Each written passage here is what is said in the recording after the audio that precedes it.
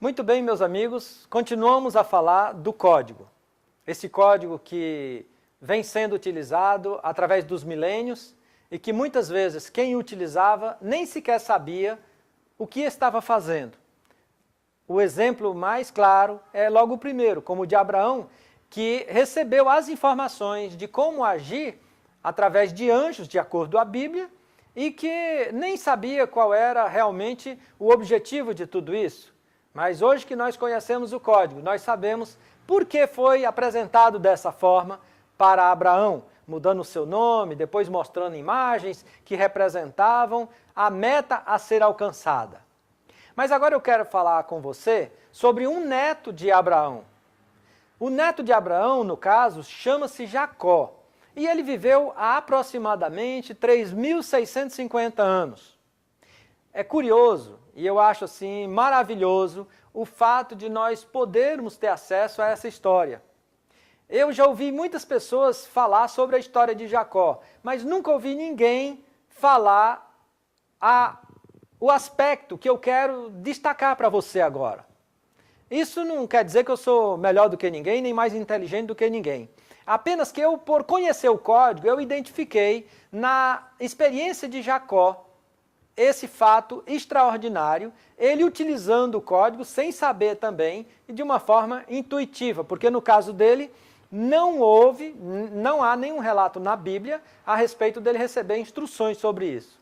Se você quiser verificar na Bíblia, em Gênesis capítulo 30, versículo 37 a 43, você vai ver a história de Jacó. Jacó, depois de ter se casado com duas filhas de Labão, que era seu tio, naquela época era bem diferente os costumes, podia se casar com mais de uma esposa, no caso, e você sabe que em diferentes culturas até hoje isso pode acontecer, não é? Mas não é essa a questão. O que eu quero destacar para você é que depois de ter trabalhado 14 anos para pagar pelas esposas, ele passou a ter um salário. O salário que Jacó combinou com o seu sogro, que era para quem ele trabalhava, foi que, isso por sugestão do próprio sogro, o Labão, disse para Jacó, olha, eu vou te dar como pagamento as ovelhas malhadas. As ovelhas lisas são minhas, as malhadas suas. Isso será o teu pagamento por cuidares do rebanho.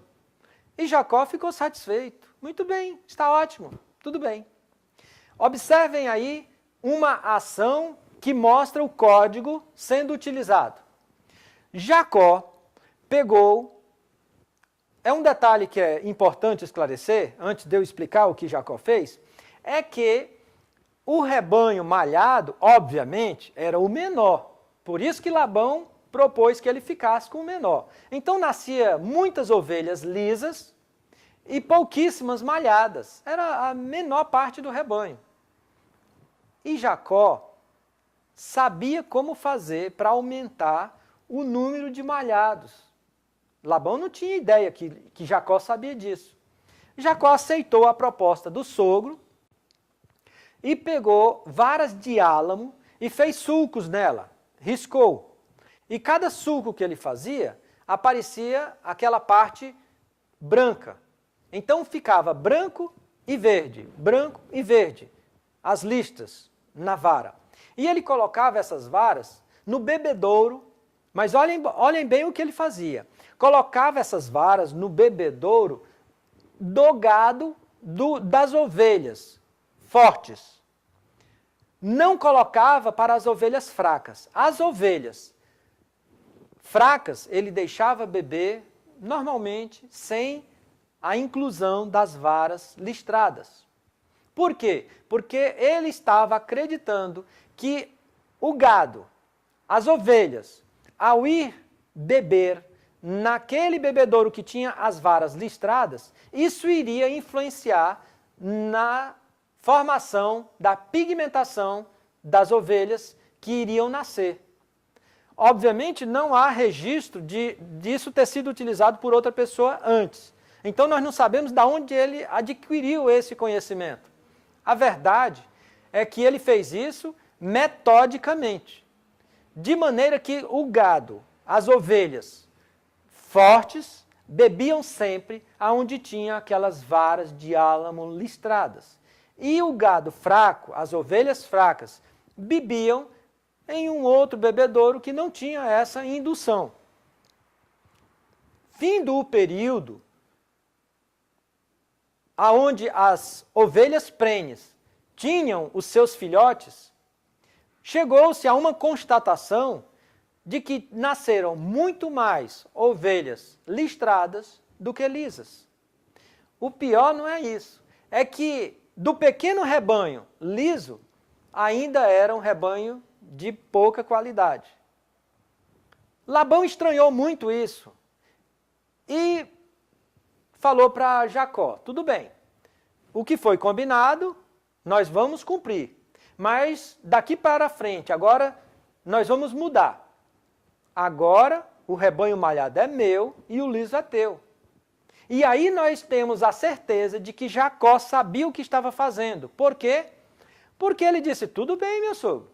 Foi lá, tirou as varas listradas e deixou as lisas para o gado forte beber. As ovelhas prenhes vinham beber naquele bebedouro sem varas listradas e colocava as varas listradas para o gado fraco beber. Olha que coisa. Jacó sabia que ele estava induzindo a formação dos bebês, a pigmentação deles, através daquelas varas e através da sua imaginação. O certo é que, novamente, Labão tem uma grande decepção e verifica que, dessa vez, o rebanho malhado foi a menor parte. E então, ele novamente mudou. Porém, ao mudar, ele mudava o período seguinte. O que tinha sido combinado, ele tinha que cumprir.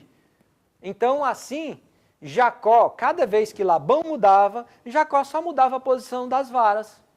Então, se Jacó queria o rebanho maior para ele liso, Jacó colocava as varas listradas para ele. Para ele, Jacó. Para o rebanho dele olhar. Se o que Labão queria era que as listradas fossem dele, Labão, então Jacó não deixava o gado forte, as ovelhas fortes, prenhes, ver as listradas, mas via a lisa. Então, meus queridos, ele usava uma estratégia de induzir as ovelhas prenhes a ver aquilo que era conveniente para ele gerar o seu resultado. O certo é que o rebanho de Labão foi diminuindo e o rebanho de Jacó foi crescendo. Isso gerou antagonismo entre ele e os cunhados, no caso os filhos de Labão, tanto é que eles tiveram que sair da região e se afastar, mas aí já é outra história. O que eu queria mesmo era demonstrar para você que Jacó, há 3.650 anos aproximadamente, estava usando estruturas que hoje eu chamo de o código, porque está bem claro que ele foi utilizado por diferentes personagens, em diferentes épocas, de diferentes crenças e conseguiram os mesmos objetivos. Eu continuo falando com você sobre esse maravilhoso código na sequência.